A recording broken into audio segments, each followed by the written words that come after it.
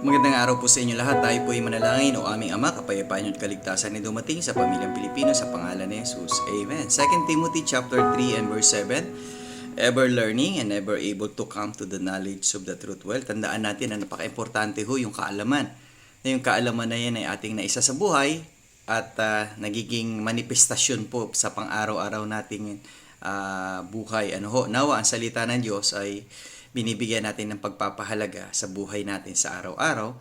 Lumayo tayo sa kasalanan, sumunod sa kanyang kalooban, at magkaroon ng panahon mag-aral ng salita ng Diyos at makinig. At ibahagi rin naman sa iba ang mga aral na ating napapakinggan. Nawa ang bawat pamilyang Pilipino ay makakilala kay Jesus, tanggapin nila si Jesus na kanilang maging Panginoon at tagapagligtas. Okay, see you again tomorrow sa ating Strong Family Prayer and Exhortation.